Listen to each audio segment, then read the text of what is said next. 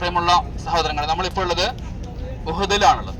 ഉഹദ് മല നിരകൾ, ഉഹദ് പറഞ്ഞാൽ ചെറിയൊരു ഒറ്റ കുന്നല്ല.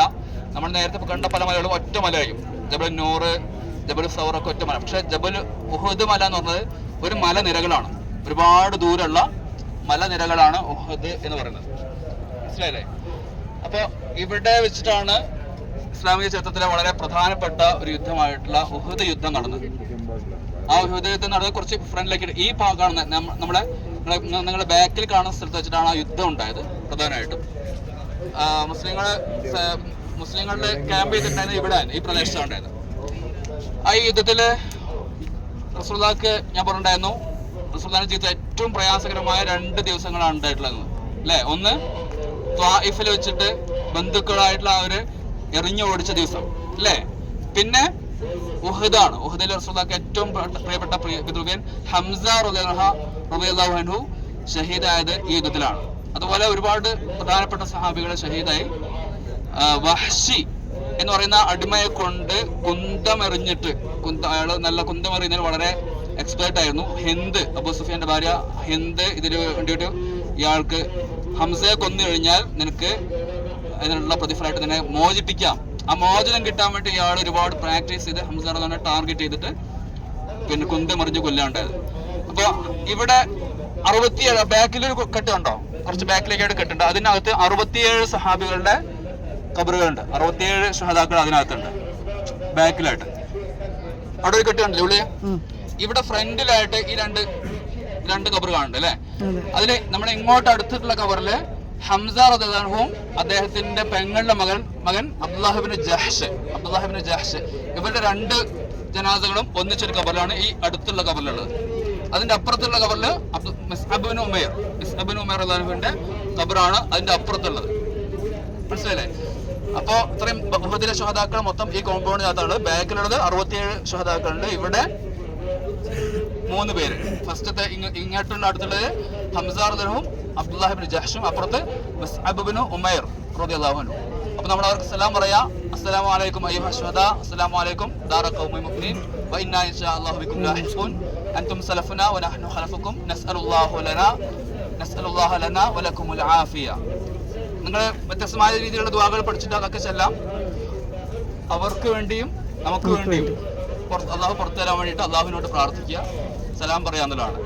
ഉഹദ് യുദ്ധം യഥാർത്ഥത്തിൽ കുറച്ച് തണുത്തി നിൽക്കണോ, എല്ലായിടത്തും വെയിലാണ്. ഉഹദ് യുദ്ധം എന്നുള്ളത് ഇസ്ലാമിക ചരിത്രത്തിൽ നമ്മൾ എല്ലാവരും മുഴുവൻ മുസ്ലിങ്ങളും പഠിച്ചിരിക്കേണ്ട വളരെ നിർണായകമായ കുറെ പാഠങ്ങളുണ്ട്. ഒന്ന്, അനുസരണം എന്നുള്ളത്. ഒരു നേതൃത്വം എന്ന് സംഗതി പറഞ്ഞാൽ അത് കടുകിട തെറ്റാതെ അങ്ങനെ തന്നെ, പിന്നെ നമ്മൾ സ്വന്തമായിട്ട് ആലോചിച്ച് അത് കുഴപ്പമില്ല, അത് സാരല്ല, കുഴപ്പമുണ്ടാവില്ല എന്നിങ്ങനെ സ്വന്തമായിട്ട് തീരുമാനം എടുത്ത് നടപ്പിലാക്കി കഴിഞ്ഞാൽ എന്ത് സംഭവിക്കും എന്നുള്ളതിന്റെ വലിയ ഒരു ഉദാഹരണമാണ് ഉഹദ്. ഇത് ഉഹദ് യുദ്ധത്തിൽ വരുമ്പോൾ മുസ്ലിങ്ങൾക്ക് വലിയ കോൺഫിഡൻസ് ആയിരുന്നു. എന്താ കാരണം? ബദറിൽ വളരെ ചെറിയൊരു സംഘം വലിയൊരു സംഘത്തെ സുന്ദരമായിട്ട് തോൽപ്പിച്ചു അല്ലേ. പക്ഷെ അതിലൊന്നും മലക്കുകളുടെ സഹായം ഉണ്ടായിരുന്നു. ആയുധങ്ങളൊക്കെ വളരെ കുറവായിട്ടും അതിൽ ജയിച്ചു. അതിന്റെയൊക്കെ ഒരു ആത്മവിശ്വാസം ഉണ്ടായിരുന്നു. നമ്മൾക്ക് ഇവരൊന്നും അല്ല എന്നുള്ള ആത്മവിശ്വാസം ഉണ്ടായിരുന്നു. എന്നാൽ പോലും ആ ബദറിന് പകരം വീട്ടാൻ വേണ്ടിയിട്ട് ബദർ മുസ്ലിങ്ങൾ സ്വയം മുസ്ലിങ്ങളെ ഇനീഷ്യേറ്റ് എടുത്തിട്ടുള്ള ഇതായിരുന്നു അല്ലേ.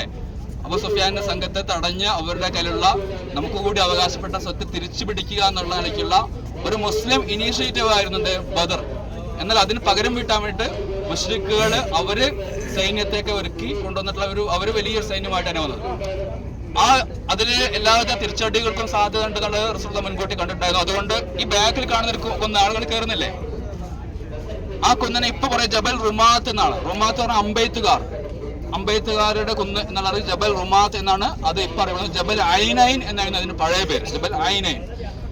ഈ കുന്നിന്റെ മുകളിൽ 40-ൽ പരം ഉള്ള ആളുകളെ അമ്പ ചെയ്യുന്നതിൽ വളരെ പരിശീലനമുള്ള കുറച്ച് സഹാബികളെ മുകളിൽ നിർത്തിയിട്ടുണ്ടായിരുന്നു. അവരോട് റസൂലുള്ളാഹി പറഞ്ഞു, നിങ്ങൾ ഒരു കാരണവശാലും എന്റെ സമ്മതമില്ലാതെ താഴത്തേക്ക് ഇറങ്ങി വരാൻ പാടില്ല. എന്ത് സംഭവിച്ചാലും, താഴത്തെ എന്ത് തന്നെ സംഭവിച്ചാലും നിങ്ങൾ ഇറങ്ങി വരാൻ പാടില്ല. ഞങ്ങളെ ശത്രുക്കൾ മുഴുവൻ പേരെയും വകവരുത്തി ഞങ്ങളെ കഴുകന്മാർ കൊത്തിവലിക്കുന്നത് നിങ്ങൾ കണ്ടാലും നിങ്ങൾ ഇറങ്ങി വരാൻ പാടില്ല. എന്ത് സംഭവിച്ചാലും ഇറങ്ങി വരാൻ പാടില്ല. നിങ്ങളുടെ പണി മുകളിൽ നിന്ന് ശത്രുക്കളെ ഏതെങ്കിലും ഭാഗത്ത് നിന്ന് വരുന്നുണ്ടോ എന്ന് നിരീക്ഷിക്കുക, അവരെ അമ്പ് ചെയ്തുകൊണ്ട് അവരെ പ്രതിരോധിക്കുക എന്നുള്ളതാണ് നിങ്ങളുടെ ഡ്യൂട്ടി. ഇത് തെറ്റിക്കാൻ പാടില്ല എന്ന് പറഞ്ഞു. പക്ഷേ ആദ്യഘട്ടത്തിലെ മുസ്ലിങ്ങൾ വളരെ ഗംഭീരമായിട്ട് യുദ്ധം ചെയ്തു. ശത്രുക്കൾക്ക് പരാജയം സംഭവിച്ചു. അവർ തിരിഞ്ഞു ഓടാൻ തുടങ്ങി. അവർ കുറെ പേര് ഓടിപ്പോയി. ശത്രുക്കൾക്ക് ഓടിപ്പോയപ്പോൾ മുസ്ലിങ്ങളെല്ലാവരും വിചാരിച്ചു യുദ്ധം കഴിഞ്ഞ് നമ്മൾ വിജയിച്ചു. ആ ഒരു ഇതിലെ പിന്നെ യുദ്ധമുതലുകൾ അവർ ഉപേക്ഷിച്ചിട്ട് പോയിട്ടുള്ള ആയുധങ്ങളും വാഹനങ്ങളും കുതിരയും ഒട്ടവും ഇതൊക്കെ ഉപേക്ഷിച്ചിട്ട് പോകാൻ അതൊക്കെ ശേഖരിക്കുന്ന തിരക്കിലായി. അത് ശേഖരിക്കുന്നതുകൊണ്ടപ്പോൾ മുകളിലുള്ളവരും കണ്ടു ആ യുദ്ധം കഴിഞ്ഞ് നമ്മൾ വിജയിച്ചു. അവർ കണ്ടില്ല, താഴത്തുള്ളവരൊക്കെ കളക്ട് ചെയ്യുന്നുണ്ട്. നമ്മുടെ ഇനി ഇവിടെ കാത്തുനിന്ന് കഴിഞ്ഞാൽ കാത്തിരിക്കുന്ന ആവശ്യം യുദ്ധം കഴിഞ്ഞല്ലോ, ഇനി ഇതിന് നിൽക്കുന്നത് ഇനി നമ്മൾ ഇപ്പം പോയിട്ടെങ്കിൽ സ്വത്ത് മുഴുവൻ ബാക്കിയുള്ളവരെടുക്കും, നമുക്കൊന്നും കിട്ടില്ല എന്ന് പറഞ്ഞുകൊണ്ട് അവരിൽ അധിക പേരും താഴത്തോട്ട് ഇറങ്ങി വന്നു. വളരെ ചുരുക്കം വിരലെണ്ണാവുന്ന ആളുകൾ മാത്രം റസൂലുള്ളാഹി പറഞ്ഞ വാക്കിൽ കുറച്ചു വന്നു. എന്ത് സംഭവിച്ചാലും റസൂലുള്ളാഹിന്റെ ഓർഡർ ഇല്ലാണ്ട് അവിടെ നിന്ന് ഇറങ്ങാൻ പാടില്ല എന്നുള്ളത് വളരെ കുറച്ച് പേര് മാത്രം പാലിച്ചു. അപ്പോൾ ശത്രുക്കളുടെ പക്ഷത്ത് ആരുണ്ടായിരുന്നു? Khalid bin Waleed. അദ്ദേഹം അന്ന് മുസ്ലിം ആയിട്ടില്ല, സഹാബി ആയിട്ടില്ല, ശത്രുപക്ഷത്താണ്ടായിരുന്നു. അദ്ദേഹത്തിന്റെ ചരിത്രത്തിൽ പറയുന്നത് ലോക ചരിത്രത്തിൽ അതുപോലെ ഒരു യുദ്ധനായകൻ, ഒരു സേനാനായകൻ ചരിത്രത്തിലില്ല എന്നുള്ളതാണ്. അദ്ദേഹം ചെയ്തിട്ടുള്ള മുഴുവൻ യുദ്ധങ്ങളും ഇസ്ലാമിന് വേണ്ടിയിട്ട് യുദ്ധം ചെയ്തപ്പോഴും ഇസ്ലാമിലേക്ക് വരുന്നതിന് മുമ്പ് കുഫറിന് വേണ്ടി ചെയ്ത യുദ്ധങ്ങളും എല്ലാ യുദ്ധങ്ങളും അദ്ദേഹത്തിന്റെ പക്ഷം വിജയിച്ചിട്ടുള്ളൂ. ബദറിൽ ഖാലിദ് ബിൻ വലീദ് ഉണ്ടായിരുന്നില്ല. ഉഹദിൽ അദ്ദേഹം വന്നു. അദ്ദേഹത്തിന്റെ തന്ത്രപ്രകാരം ഒരു സൈന്യത്തെ മാറ്റി, ഒരു റിസർവ് സൈന്യത്തെ മാറ്റി വെച്ചിട്ടുണ്ടായിരുന്നു. ഇവിടെ എന്താണ് നടക്കുന്നത് നിരീക്ഷിച്ചുകൊണ്ടിരുന്നു. ഇവിടെ യുദ്ധത്തില് ശത്രുക്കൾ തോറ്റോടി മുസ്ലിങ്ങൾ സ്വത്തൊക്കെ ശേഖരിക്കാൻ തുടങ്ങി. മുകളിലുള്ള ആളുകൾ ആൾക്കാരും ഇറങ്ങി വന്നു. ഇത് മനസ്സിലാക്കിയപ്പോൾ ഖാലിദ് ബിൻ വലീദ് റളിയല്ലാഹുവിന്റെ നേതൃത്വത്തിൽ മുശ്രിക്കുകളുടെ സൈന്യം ആ മലയുടെ പിന്നിലൂടെ ഇങ്ങോട്ട് പിന്നിലൂടെ വന്നു. ശത്രുക്കൾ അപ്പുറത്തുള്ളത്, ശത്രുക്കൾ അങ്ങോട്ട് ഓടിക്കൊണ്ടിരിക്കുകയാണ്. മുസ്ലിങ്ങളുടെ സാധനങ്ങൾ പെറുക്കി കൊടുക്കുന്ന തിരക്കിലാണ്. ആ സമയത്ത് പിന്നിൽ നിന്നും പ്രതീക്ഷിക്കാണ്ട് ഖാലിദ് ബിൻ വലീദ് റളിയല്ലാഹുവിന്റെ നേതൃത്വത്തിൽ മുശ്രിക്കുകൾ വന്നിട്ട് ആക്രമിച്ചു. അപ്പൊ യുദ്ധം കഴിഞ്ഞു എന്ന് കരുതിയിട്ട് അവർ ആശ്വാസ സാധനങ്ങൾ ശേഖരിച്ചുകൊണ്ടിരിക്കുമ്പോൾ പെട്ടെന്ന് പ്രതീക്ഷിക്കാതെ പിന്നിൽ നിന്നൊരു ആക്രമണം ഉണ്ടായപ്പോൾ അവർ പതറിപ്പോയി. കൊണ്ടിട്ടുന്ന മുശ്രിക്കുകളും പെട്ടെന്ന് പിന്നിൽ നിന്നുള്ള ശബ്ദങ്ങളിലൊക്കെ വ്യത്യാസം വന്നപ്പോൾ എന്താണോ തിരിഞ്ഞു നോക്കിയപ്പോൾ കാണുന്നത് പിന്നിൽ യുദ്ധം നടക്കുന്നു. ഖാലിദ് ബിൻ വലീദിന്റെ നേരിൽ പിന്നിൽ യുദ്ധം നടക്കുന്നു എന്ന് കണ്ടപ്പോൾ ആ ഓടിപ്പോയ മുശ്രിക്കുകളൊക്കെ തിരിച്ചു വന്നിട്ട് എന്താണ്ടായത്? അപ്പൊ അവര് അവിടുന്ന് ആക്രമിക്കാൻ തുടങ്ങി, പിന്നിൽ നിന്ന് ആക്രമിക്കാൻ തുടങ്ങി. സാധാരണ എനിക്ക് ഒരു ഫേസിൽ നിന്നും യുദ്ധം ചെയ്യാന്നുള്ളത് സാമാന്യം എളുപ്പമുള്ള കാര്യമാണ്. ഇത് മുന്നിൽ നിന്നും പിന്നിൽ നിന്നൊക്കെ ആക്രമണം ഉണ്ടായപ്പോ ഇത് ആരാണ് ആക്രമിക്കുന്നത്, ശത്രുപക്ഷം ആരാണ്, മുസ്ലിങ്ങളുടെ പക്ഷം ആരാണ് എന്ന് പോലും തിരിച്ചറിയാതെ മുസ്ലിങ്ങൾ തന്നെ ഈ പരസ്പരമൊക്കെ അറിയാതെ അബദ്ധത്തിൽ അങ്ങോട്ടും ഇങ്ങോട്ടും വെട്ടുകയും കുത്തുകയും ഒക്കെ ചെയ്യുന്ന അവസ്ഥ പോലും ഉണ്ടായെന്നാ പറയുന്നത്. ശത്രു ആലോചിച്ചൊക്കെ മുസ്ലിങ്ങൾ തന്നെ പരസ്പരം ശത്രു ആരാണെന്ന് അറിയാതെ. മറ്റേത് മുമ്പിലുള്ളവർ ശത്രുക്കൾ, ബാക്കിലുള്ള മുസ്ലിങ്ങൾ എന്നുള്ളത് തിരിച്ചറിയാനെങ്കിലും പറ്റും. ഈ മുന്നിൽ നിന്നും ബാക്കിൽ നിന്നൊക്കെ ആക്രമണം വന്നപ്പോൾ ശത്രു ആരാണ് മിത്രം ആരാണെന്ന് പോലും തിരിച്ചറിയാതെ പരസ്പരം വെട്ടുന്ന പോലും ഉണ്ടായി. ഒരുപാട് സഹാബികള് ഷഹീദായി. അള്ളാഹുവിന്റെ റസൂൽ സ്വല്ലല്ലാഹു അലൈഹി വസല്ലമയ്ക്കും പരിക്ക് പറ്റി. റസൂലുള്ളാഹിനെ ആളുകൾ കോർണർ ചെയ്ത് കൃത്യമായിട്ട് റസൂലുള്ളാഹിനെ ആക്രമിക്കാൻ തുടങ്ങി. ഒരു ചതിക്കുഴി ഒരുക്കിയിട്ടുണ്ടായിരുന്നു. ആ ചതിക്കുഴിയിൽ റസൂലുള്ളാഹി വീണു. റസൂലുള്ളാഹിന്റെ മുഖത്തേക്ക് ഒരു വലിയൊരു കരിങ്കലെടുത്തുകൊണ്ട് ഒരാൾ എറിഞ്ഞു. റസൂലുള്ളാഹിന്റെ മുഖം തകർന്നു. മുഖം ഷേപ്പ് പോലും മനസ്സിലാവാത്ത രീതിയിൽ മുഖം ഒരു മാരകമായിട്ട് തകർന്നു. ഒരു അമ്പ് കൊണ്ടു, അമ്പ് തറച്ച് അപ്പുറത്തു കൂടെ വരുന്ന രീതിയിൽ അമ്പ് കൊണ്ടു. റസൂലുള്ളാഹിന്റെ മുഖം ആകെ ചതഞ്ഞറിഞ്ഞ് രക്തം പുരണ്ട് റസൂലുള്ളാഹിന്റെ മുഖം മനസ്സിലാവാത്ത രീതിയിൽ അത്രയും റസൂലുള്ളാഹിന്റെ മുഖം ആയിപ്പോയി. റസൂലുള്ളാഹിനെ തുടർന്ന് ആക്രമിച്ചുകൊണ്ടെങ്കിൽ ആ സമയത്ത് മറ്റാരും, എല്ലാവരും ചിതറിപ്പോയി. ആ സമയത്ത് ഒരു സ്ത്രീ, ഉമ്മു അമ്മാറ എന്നാണ് നമ്മുടെ മലയാളത്തിൽ തന്നെ പറയും. ഉമ്മു ഉമാറ എന്നാണ് ചരിത്രത്തിൽ. അതൊക്കെ ഉമ്മാറ എന്നുള്ളത് തെറ്റായിക്കൊണ്ട് ഉമ്മു അമ്മാറ എന്നാണ് ആളുകൾ വായിക്കാറുള്ളത്. എന്തായാലും ഉമ്മു അമ്മാറ നമുക്ക് മനസ്സിലാവാൻ വേണ്ടി അങ്ങനെ പറയാം. ഉമ്മു അമ്മാറ റളിയല്ലാഹു അൻഹ അവരൊരു വേഗം അവരുടെ കയ്യിൽ നിന്നുള്ളൊരു വാള് പെറുക്കി എടുത്തിട്ട് അവര് വന്ന് റസൂലുള്ളാഹിനെ പ്രൊട്ടക്ട് ചെയ്യാൻ വേണ്ടിയിട്ട് വളരെ ധീരമായിട്ട് ശത്രുക്കളോട് പോരാടി. അവരൊക്കെ വിളിച്ചു പറയുകയും ചെയ്തു, മുസ്ലിം വിശ്വാസികളെ, ഇത് നമ്മുടെ അള്ളാഹുവിന്റെ റസൂൽ അപകടത്തിലാണ്, എല്ലാവരും വന്ന് രക്ഷിക്കുന്നത്. അവരെ ഉറക്കെ വിളിച്ചുകൊണ്ട് അവർക്ക് പറ്റുന്ന രീതി അവർ ഫൈറ്റ് ചെയ്തുകൊണ്ടിരുന്നു. ഒരുപാട് പേരെ ഉമ്മ അമ്മാറ അവർ വകവരുത്തിക്കൊണ്ട് റസൂലുള്ളാഹിനെ പ്രൊട്ടക്ട് ചെയ്തുകൊണ്ട് ചെയ്തു. അപ്പോഴത്തേക്കും മുസ്ലിങ്ങൾ കണ്ടെത്തിയിട്ട് ഓടി വന്നിട്ട് അവരും കൂടി ചേർന്നുകൊണ്ട് റസൂലുള്ളാഹിനെ രക്ഷിച്ച് അവർ മലയുടെ മുകളിലേക്ക് കയറിപ്പോയി റസൂലുള്ളാഹിനെ അങ്ങോട്ട് ഷിഫ്റ്റ് ചെയ്തു.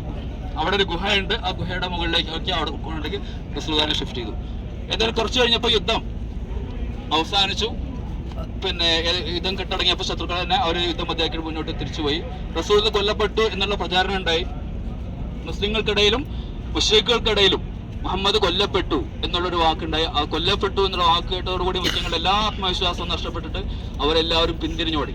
അതിനെക്കുറിച്ച് അല്ലാഹു ഖുർആനിൽ പറയുന്നുണ്ട്, റസൂൽ മുഹമ്മദ് ആദ്യത്തെയും അവസാനത്തെയും പ്രവാചകൻ, ഇതിനു മുമ്പും പ്രവാചകന്മാർ വന്നിട്ടുണ്ട്, ഇതിനു മുൻപും പ്രവാചകന്മാർ വന്നിട്ടുണ്ട്. അവർ കൊല്ലപ്പെട്ടു അല്ലെങ്കിൽ മരിച്ചുപോയി എന്ന് കരുതിയിട്ട് നിങ്ങൾ പിന്തിരികയാണോ? അങ്ങനല്ല ആയത്ത് അല്ലേ? അദ്ദേഹം കൊല്ലപ്പെട്ടു എന്ന് എഴുതിയിട്ട് നിങ്ങൾ പിന്തിരിഞ്ഞു പോവുകയാണോ എന്ന് ചോദിച്ചിട്ട് പിന്നെ ഖുർആൻ വചനമുണ്ട്. അപ്പൊ അവരൊക്കെ കുറെ പേര് പിന്തിരിഞ്ഞോടിയപ്പോ ചില സഹാബി സ്ത്രീകളാണ് അവരെ മോട്ടിവേറ്റ് ചെയ്തുകൊണ്ട് തിരിച്ച് യുദ്ധം ചെയ്യാൻ വേണ്ടിയിട്ട് പ്രേരിപ്പിക്കുകയും അങ്ങനെ ആ യുദ്ധത്തിൽ പിന്നെ യുദ്ധം അവസാനിച്ചു. വിശ്വാസികൾ മുഹമ്മദ് റസൂലുള്ളാഹിനെ കൊണ്ട് ആ മലയുടെ മുകളിലേക്ക് കയറി കൊല്ലപ്പെട്ടു എന്നുള്ള അവസ്ഥയാണ് എല്ലാവരും വിചാരിച്ചിട്ടുണ്ടായിരുന്നത്. അത് നിങ്ങൾ ഹൻസാർ റളിയല്ലാഹുവിനെ കുറിച്ച് കേട്ടിട്ടുണ്ടാവും. ഹൻസാർ റളിയല്ലാഹു അവരുടെ ഭർത്താവ് മരണപ്പെട്ടു, സഹോദരൻ മരണപ്പെട്ടു, മകൻ മരണപ്പെട്ടല്ല, ഷഹീദായി. അവരൊക്കെ ഷഹീദായി.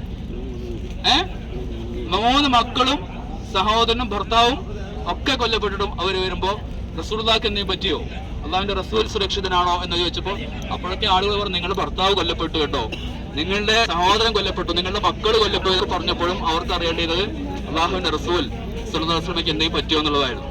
ഏതായിരുന്നാലും ഇതൊക്കെ കഴിഞ്ഞപ്പോ ശത്രുക്കൾ വന്നിട്ട് അബൂ സഫിയാൻ വന്ന് ചോദിച്ചു, മുഹമ്മദ് ജീവിച്ചിട്ടുണ്ടോ എന്ന് ചോദിച്ചു. നിങ്ങളുടെ കൂട്ടത്തിൽ മുഹമ്മദ് ജീവിച്ചിട്ടുണ്ടോ എന്ന് ചോദിച്ചു. അപ്പൊ റസൂല് പറഞ്ഞിട്ട് തന്നെ അബൂബക്കർ സിദ്ദീഖ് റളിയല്ലാഹു അൻഹു ഉമറും ഗുഹയുടെ പുറത്ത് വന്നിട്ട് പറഞ്ഞു അതെ അദ്ദേഹം ജീവിച്ചിരിപ്പുണ്ടെന്ന് പറഞ്ഞു.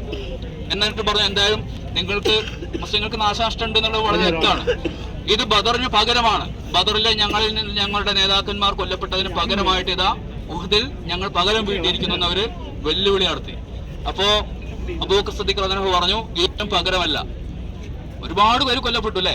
ഇതിൽ ഒരുപാട് മുസ്ലിം പ്രധാനപ്പെട്ട ഹംസ റളിയല്ലാഹു അൻഹുവും വളരെ പ്രധാനപ്പെട്ട സഹാബികളൊക്കെ കൊല്ലപ്പെട്ടു. പക്ഷെ റസൂൽ പറഞ്ഞിട്ട് എന്താ മറുപടി പറഞ്ഞത്? ഇതൊരിക്കലും പകരമല്ല. എന്തുകൊണ്ട് പകരമല്ല? ഇത് തോൽവിയാണോ വെച്ചാൽ ഭൗതികമായിട്ട്